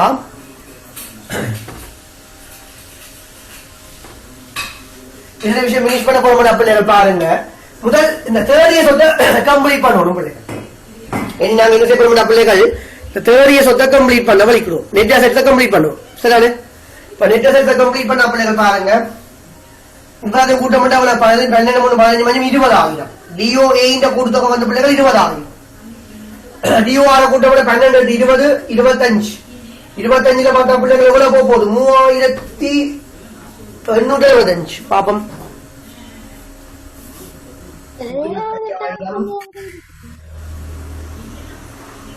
மைனஸ் 3875 21,125. DOR கொடுத்தது எவ்வளவு? 21,125. அதே மாதிரி உழைத்தவரை PR பார்த்த சொன்னாலும் 1125. PR கொடுத்தது எவ்வளவு? 1125. இதை கூட்டுவோம். குட்வில முடிக்கணும். குட்வில முடிக்கணும் பிள்ளைகள் பாருங்க. முதலாவது ஃபேமிலிஸ் ஆஃப் பேரண்ட்ஸ் ஹோல்டிங் இல்லையா, அது என்னென்ன பிள்ளைகள் எவ்வளவு பெருமதியாக முதலிட்டு இருக்கான்னு பார்த்தா எங்களுக்கு கணக்கில் பாருங்க பிள்ளைகள் தந்திருக்கிறார் முதலிட்ட பெருமதி. இங்க பாருங்க எவ்வளவு கொடுத்து 18 மில்லியன் ரூபாய் முதலிட்டு இருக்க. அதுல இங்க பாக்கலாம் பாருங்க உங்களுடைய பைனான்சியல் பொசிஷன் இதுல கொடுக்கல. இன்வெஸ்ட்மெண்ட் இன் மகி பிஎல்சி, மகி பிஎல்சியில் முதலிட எவ்வளவு? 18,000. சோ பாருங்க பிள்ளைகள் தந்திருக்கானங்களுக்கு. ஆகவே முதலீட்டு பெருமாள் வந்திருக்கான எவ்வளவு? 18,000. சோ இங்க வருவது 18,000. சோ மொத்த முதலீடு 23,000. ரெண்டையும் கூட்டுவோம் பிள்ளைகள். அடுத்த வரல net assets of subsidiaries at date of acquisition கொள்வனவுதிகதியில் தேறிய சொத்தண்டா இங்க கூட்டி 20,000. இங்க பாருங்க 20,000 இதுல மொத்தம். சோ அது 20,000 கழிப்போம். கழித்தால் குட்வில் வந்து கொள்வனவுதிகதியில 3,000. இங்க இம்பேர்மெண்ட் சேவையாளர் பேர் கலைக்கு சோ டேஷ் ரிப்போர்ட்டிங் எவ்வளவு வரப்போகுது? 3,000 வரப்போகுது. ரிப்போர்ட்டிங் எவ்வளவு வரப்போகுது பிள்ளைகள்? 3,000 வரப்போகுது. இப்ப விளங்கல 8வது சமயக்கல்ல நெம்மதிப்பு பற்றி சொல்லிருக்கேன். மட்டும் இருக்கா? ரைட். நான் வாரோட விட்டுட்டேன். போறோம் வாரம் இங்கால இருக்கேன். அந்த பேஜுக்கு இங்கால ரைட். 7வது சொல்லப்பட்டிருக்கு 31/3/2019 இந்திரா குரூப் ரிசீவபிள்ஸ் டு 10.3 மில்லியனா and group payables to 2 million. அந்த difference in cash in transfer பிள்ளைகள் பாருங்க. இது அகக்கொடுக்கல் வாங்கல் சொல்லுவோம், இன்ட்ரா டிரான்சாக்ஷன் சொல்லுவோம் பிள்ளைகள். இப்ப நாங்க படிக்கிற கன்சல்டேஷனை பொறுத்த வரைக்கும் பிள்ளைகள் பார்த்தோம்டா பிள்ளைகள், இந்த கன்சல்டேஷனை பற்றி யார் கலைக்கிறாருன்னா SLFRS பத்து கலைக்கிறார். அவர் என்ன சொல்றாருண்டா பிள்ளைகள், இப்ப நாங்க ஒரு குழுமத்தை பாக்குறோம், குரூப் தானே பாக்குறோம். ஒரு குழுமத்துக்குள்ள ஒரு கொடுக்கல் வாங்கல் இடம் பறைக்க பிள்ளைகள். இப்ப உதாரணமா பார்த்தோம்னா ஒரு குழுமம் ஒரு வீடு எடுத்தவன் சொன்ன பிள்ளைகள், வீட்டுல இப்ப அப்பா உழைக்கிறார், மகன் உழைக்கிறார், 2 பேரையும் வந்து யார்கிட்ட காசை கொடுக்கிறீங்க? அம்மாட கொடுக்கிறீங்க வீட்டுக்கு. இப்ப அப்ப ஒரு கட்டத்துல அப்பாட்ட வந்து மகன் ஒரு 1000 ரூபாய் கடன் வாங்கி இருக்கிறார். அவர் சம்பளம் மேல அம்மாட காசை கொடுத்து சொல்ற, அப்பாக்கு இந்த 1000 ரூபாய் காசை கொடுங்க. அதே மாதிரி தகப்பன் என்ன செய்யற, காசு சம்பளம் எடுத்து போட்டு தாயிட்ட கொடுத்து சொல்ற, மகன் ஒரு 1000 ரூபாய் காசு தர வரது வாங்குங்க. இப்ப கடைசியில் ரெண்டுமே யார்ட்ட போக போகுது? தாய்க்கு தானே போக போகுது. அப்ப இங்க வருவது என்பது காட்டியலாக தானே பிள்ளைகள். அந்த வகையில அகக்கொடுக்கல் வாங்கல், அதாவது குடும்பத்துக்குள்ள ஒரு விஷயம் நடந்தா அங்க இவருக்கு இவர் தரணும், நான் அவருக்கு கொடுக்கணும், வருமதி செய்மதி காட்டிடலாம். அப்ப அங்க காட்டப்படுற வருமதி செய்மதிகளை இல்லாமல் செய்யணும். அப்ப இந்த கணக்குல பாத்தீங்கன்னா வருமதி 2,300 பிள்ளைகள், சென்மதி அப்ப 2,300 வருமதியில கட்டாயம் சென்மதி எவ்வளவு இருக்கணும்? 2,300 தான் இருக்கும். ஆனால் இங்க சொல்றாங்க 300 தான் வித்தியாசப்படுது. அது வழியில் காசா. அப்ப இந்த வழியில் காசோ இன்னொரு சந்தர்ப்பம் சொல்லும், வழியில் சரக்கு இருக்குன்னு சொல்லுவான். அது வந்தா ஒரு பிரச்சனையே இல்லை. என்ன செய்வீங்கடா, வருமதி இல்லாமல் செய்யும். அவங்க நாளைக்கு ஃபார்மேட்டின் படி பார்த்தா 9வது இன்ட்ரா டிரான்சாக்ஷன் போடுவீங்க பிள்ளைகள். அகக்கொடுக்கல் வாங்க, இன்ட்ரா டிரான்சாக்ஷன் அகக்கொடுக்கல் வாங்க என்று போட்டுட்டு கீழே எழுதுவீங்க பிள்ளைகள். இங்க பேயபிள் டெபிட், ஏன் பேயபிள் இல்லாமல் செய்ய சென்மதி செலவு மீறி அது இல்லாமல் செய்ய வரவு இருக்கும். பேயபிள் டெபிட் அவ்வளவு 2,000. அதே மாதிரி கேஷ் டெபிட் 300. இந்த வழியில் காசு வந்து பிள்ளைகள் காசோடு கூட்டுப்படும், ஞாபகப்படுத்திக் கொள்ளுங்கள். வழியில் காசு என்ன செய்யப்படும் பிள்ளைகள்? காசோடு கூட்டப்படும். வழியில் சரக்கு சொன்னா குட்ஸ் இன் டிரான்சிட் சொன்னா கேஷ் இன் டிரான்சிட் கேஷோட கூட்டப்படும். வழியில் சில குட்ஸ் இன் டிரான்சிட் சொன்னா இருப்போட கூட்டுப்படும், ஞாபகப்படுத்திக் கொள்ளும். அதே மாதிரி ரிசீவபிள் கிரெடிட் வருமதி செலவு, இந்த வருமதி வரவு மீது அதை இல்லாமல் இருக்க 2300 செலவு வரும் 2300. சரியா பிள்ளைகள்? இது நாங்க கணக்கு ஃபைனான்சியல் போர்ஷன் செய்ய அதை அட்ஜஸ்ட் பண்ணும். அதே மாதிரி கடைசி அட்ஜஸ்ட்மெண்ட் இருக்கு பிள்ளைகள், இன்னொரு அட்ஜஸ்ட்மெண்ட் இருக்கு.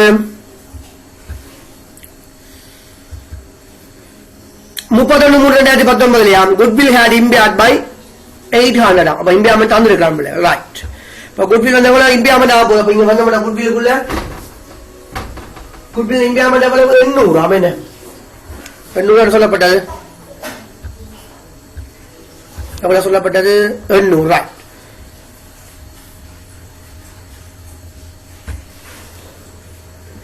ஆகவே 800 கழிப்போம் பிள்ளைகள், சேதார இழப்பீடு 2200. இப்ப எவ்வளவு வரப்போகுது குட்வில் நன்மதிப்பு? 2200 வரப்போகுது. ரைட். இப்போ ஓவர் ஒர்க்கிங்ஸ் கம்ப்ளீட், நாங்க எல்லா ஒர்க்கிங்ஸ் செய்து முடிச்சிட்டோம். இப்ப நாங்க நீ பயணம் பண்ணோம்னா பாருங்க, இப்ப 4வது வந்தோம்னா கட்டுப்பாடற்ற ஒரு நாட்டை முதலீட்டு பெறுமதி பிள்ளைகள் 5 மில்லியனா 5000. இப்ப இந்த பாருங்க, அதுக்கு பெர்சன்டேஜ் ஆஃப் PAR உழைத்த வருவாயின் வீதாசை, உழைத்த வருவாய் PARக்கு வந்தோம்னா பிள்ளைகள் 1125. உழைத்த வருவாய் எவ்வளவு? 1120. அது இவன் பெர்சன்டேஜ் கொடுப்போம். இப்ப 1125 இவன் 20% தானே பிள்ளைங்க மேல நாங்க குழு அமைப்புல போட்டிருக்கோம். 1125 20% எவ்வளவு வேற போற?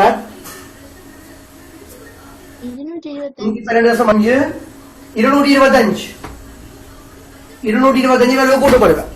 225 பேருக்கு கூட்டுப்படுவேன். அதே மாதிரி நட்டம் ஒன்று வந்திருக்கு பிள்ளைங்க, இம்பா சேதார இழப்பீடு நட்டம் வந்திருக்கு. அந்த நட்டத்தை 25% ஏற்றுக்கொள்ளும். ஆகவே இதுல மைனஸ் இம்பியாமெண்ட் சேதார இழப்பீடு இம்பியாமெண்ட் எவ்வளவு மொத்தம் பிள்ளைகள்? 800.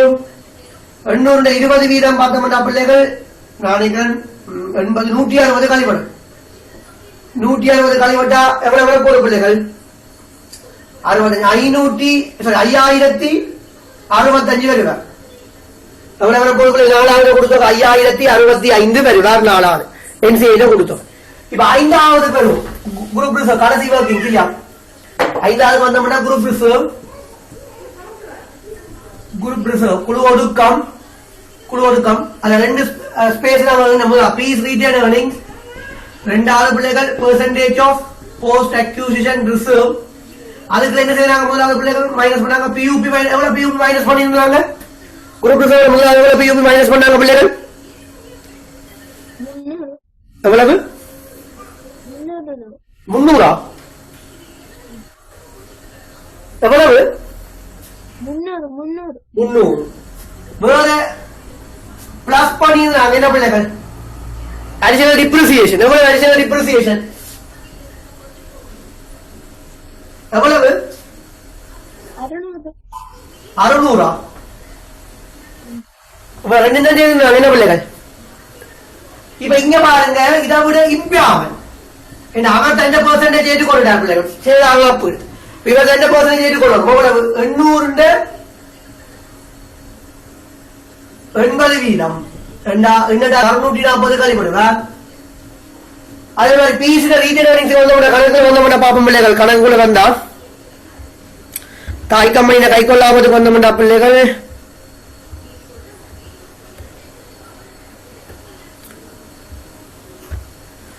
15000. பாருங்க, பீஸ் ரீட்டைல் earnings இருக்கு 15000. அதே மாதிரி பிள்ளைகள் பாத்தீங்கன்னு சொன்னா உழைத்த வருவாய் 1125. அதை இவருக்கு 80% கொடுப்போம். அவருக்கு 20% கொடுத்துட்டோம். இவருக்கு எத்தனை வீதம் கொடுக்க போறோம்? 80% கொடுக்க போறோம் பிள்ளைகள். இவருக்கு எத்தனை வீதம் கொடுக்க போறோம்? 80% கொடுத்தோம்னு சொன்னா எவ்வளவு வேற போற? 900. 900 எல்லாம் முடிஞ்சு நினைக்கிறேன். கூட்டுவோம். கூட்ட எவ்வளவு வர போகுது பிள்ளைகள்? கூட்ட 15,520.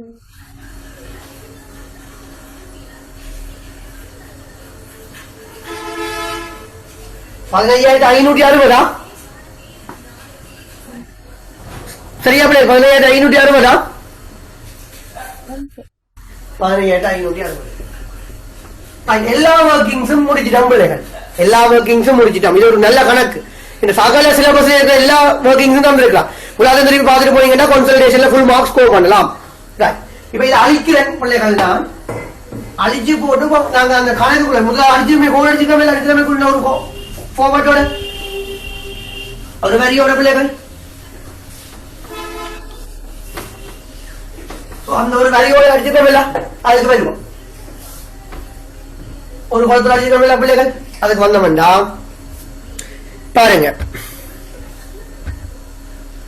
இந்த கன்சல்டேஷன் என்ற பிள்ளைகள் ஒன்றுமே இல்லை ரெண்டையும் கூட்டி போடுறது என்ன ரெண்டையும் கூட்டி போடுறது தாய்க்கம்மனின் பெருமதியையும் உபகம்மனின் பெருமதியையும் கூட்டி போடும் அந்த வகையில முதலாவது நான் கரண்ட் அசெட் நடைமுறை எல்லா சொத்து அதுல பிபிஇ பிராக்கெட் பண்ண போறேன் தாய்க்கம்மனின் 27,000 உபகம்மனின் 25,000 அட்ஜஸ்ட்மெண்ட்ஸ் இருந்தால் கூட்ட வேண்டிய அட்ஜஸ்ட்மெண்ட் கூட்டப்படுவார் கழிக்க வேண்டிய அட்ஜஸ்ட்மெண்ட் கழிக்கப்படுவார் இங்க நினைக்கிறோம் அட்ஜஸ்ட்மெண்ட்ஸ் இருக்கு ரெண்டு அட்ஜஸ்ட்மெண்ட் ஒரு சீர் மதிப்பு சீராக்கம் இருக்கு எவ்வளவு பில்டிங் 5,000 கூட்டணும் சொன்னது பிள்ளைகள் சோ பிளஸ் 5,000 அதுல டிப்ரிசியேஷன் இருக்கு எவ்வளவு டிப்ரிசியேஷன் பண்றது பிள்ளைகள் பெருமாள் எவ்வளவு வந்தது 600 எவ்வளவு 600 500 அதே மாதிரி பிள்ளைகள் தேராவது ஏற்பாடு வந்தது எவ்வளவு தேராவது ஏற்பாடு வந்தது 3,000 அதே மாதிரி மேல தேராவது ஏற்பாடு கழிக்கப்படும் பாருங்க பிள்ளைகள் தேராவது ஏற்பாடு கழிக்கப்படும் கழிக்கிறது கழிக்கப்படும் கூட்டு அதே மாதிரி மேலதிக பெருமானத்தை வந்தது எவ்வளவு மேலதிக பெருமானத்தை பிளஸ் 600 பாருங்க இவ்வளவு சம்பையாக நடந்திருக்கு அது அப்படி கழிக்கிறது கழிப்பம் கூட்டுறது கூட்டுவோம் பார்த்தா போது final answer 25,000 plus 5,000 minus 3,500 plus 600 54,100 சரி 54,100 சரியா பிள்ளைகள் ரைட் அடுத்தது பாருங்க பிள்ளைகள் இன்வெஸ்ட்மெண்ட் வகை என்று இரண்டால் பிள்ளைகளை ஞாபகப்படுத்திக் கொள்ளுங்கள் இதுல இருந்து ஆல்ரெடி ஒர்க்கிங்ஸ் எடுத்தது திருப்பி வரா இதுல இருந்து ஒரு உருப்படி ஒன்று இதுல இருந்து ஒரு ஐட்டம்ஸ் வந்து நாங்க ஒர்க்கிங்ஸ் எடுத்துக்க மாட்டோம் அது திருப்பி வரா சோ இது நாங்க ஒர்க்கிங்ஸ் ஆல்ரெடி எடுத்துட்டு இருந்தாலே பிள்ளைகள் ஆக இவ திருப்பி வர மாட்டோம் இவரை வச்சு நாங்க யாரை கண்டுபிடிச்சிருக்கலாம் குட்வில் கண்டுபிடிச்சிருக்கோம் ஆக இதுக்குள்ள யார் வருவா குட்வில் நன்மதிப்பு எவ்வளவு வந்தது பிள்ளைகள் நன்மதிப்பு நன்மைக்கு எவ்வளவு 2,200 சோ 2,200 நன்மதிப்பு நன்மதிப்பு 2,200 அடுத்தது வருவோம் பிள்ளைகள் அடுத்தது கரண்ட் அசெட் நடைமுறை சொத்து கரண்ட் அசெட் நடைமுறை சொத்து அதுல முதல்ல இருப்பு இன்வென்ட்ரி இருப்பத தொப்பு இன்வென்ட்ரி பிரேக்கெட்ல பார்த்தோம்னா 5,000 பிளஸ் 4,000 5,000 சக 4,000 4 ரெண்டு அட்ஜஸ்ட்மெண்ட் இருக்கு ரெண்டு தேராவது லாப ஏற்பாடு இருக்கல பிள்ளைகள் என்னென்ன தேராவது லாப ஏற்பாடு முதலாவது எவ்வளவு தேராவது லாப ஏற்பாடு முதலாவது தேராவது லாப ஏற்பாடு எவ்வளவு 300 இரண்டாவது 375 ரெண்டுமே காலி பண்ணுது வலையை சடக்கி இருந்தா கூடுபட்டு இருக்கும் எவ்வளவு வேலை போற பாப்போம் 9,000 மைனஸ் 675 8,325 8,325 சரியா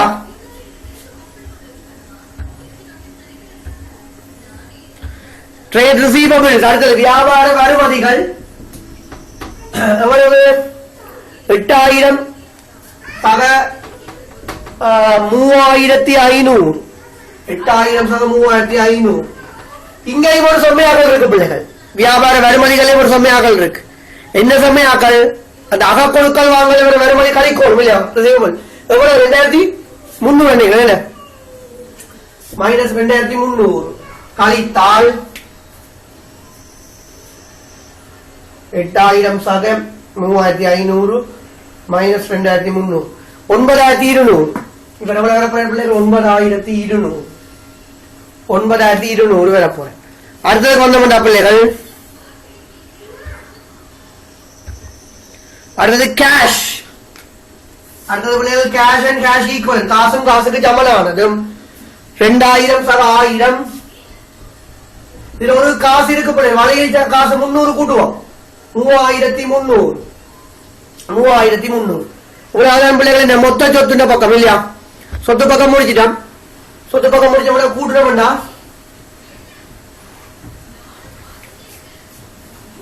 54,100 பிளஸ் 2,200 பிளஸ் 8,325 பிளஸ் 9,200 பிளஸ் 3,300 77,125 சொத்து பக்கத்துல கொடுத்த 77,125 சொத்து பக்கத்துல கொடுத்த 77,125 இனி பொறுப்பு பக்கம் பெறுவோம் பிள்ளைகள் பொறுப்பு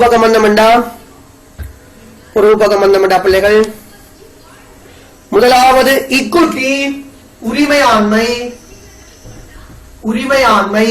முதலாவது இக்குட்டி உரிமையாண்மை அதுல முதல்ல ஓர்டினரி ஷேர் கேபிட்டல் பிள்ளைகள் சாதாரண பங்கு மூலதனம் பாருங்க எடுத்த விஷயம் திருப்பி வராதுன்னு சொன்னான் இதுல ஒரு ஆளுண்ட ஷேர் கேபிட்டல் எடுத்துட்டோம் பிள்ளைகள் யார் எடுத்துறாங்க உபா கம்பெனி ஒர்க்கிங் நம்பர் 2 கொண்டு வந்தாங்க ரெட்டத்துக்கு அவரை விட்டுட்டு தாய் கம்பெனி தனி நம்பர் போதும்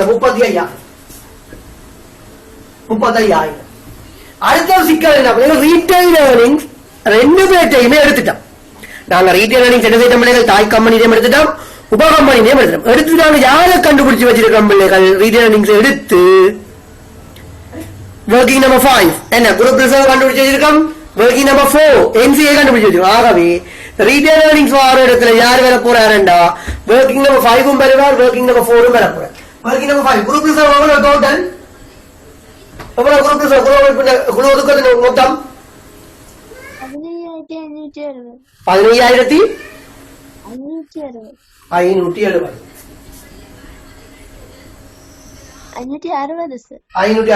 என்சிஐ மொத்தம்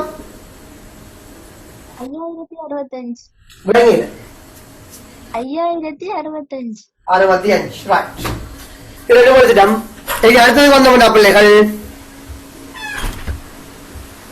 அடுத்தது வந்தோம்டா பிள்ளைகள் நான் கரண்ட் லியாபிலிட்டி இல்லையா நான் கரண்ட் நடைமுறையில படிப்புல யார் இருக்க போற முதலாவது டிபெஞ்சர் தனிச்சங்கள் இருக்க போது பிள்ளைகள் கூட்டினோம்டா விலை போகுது தனிச்சங்கள் 7,000 11,000 விலை போகுது பிள்ளைகள் 7,000 சக 11,000 18,000 விலை போகுது தனிச்சங்கள் 18,000 அது இருக்கிற கரண்ட் லியாபிலிட்டி பிள்ளைகள் நடைமுறை படிப்பு கரண்ட் லியாபிலிட்டியை பொறுத்த வரைக்கும் பார்த்தோம்னா ட்ரேட் பேயபிள் வியாபார சென்மதிகள் அதை பார்த்தோம்னா போற பிள்ளைகள் 3,000 2,500 அட்ஜஸ்ட்மெண்ட் இருக்கிறார் பிள்ளைகள் 3,000 என்ன அட்ஜஸ்ட்மெண்ட் சொன்னா பிள்ளைகள் இன்ட்ரா டிரான்சாக்ஷன்ல 2,000 கழிச்சுனா பேயபிள் கழிப்பா கழித்தால் எவ்வளவு வர போற பிள்ளைகள் எவ்வளவு வருது கழிக்க 3,500 சோ டோட்டலா கூட்டுவோம் பிள்ளைகள் டோட்டலா கூட்டுவோமா கூட்டுற போகுது 77,125 35 45 50 50,560 இப்படி கூட்டி காட்டுறோம் அப்படி பாருங்க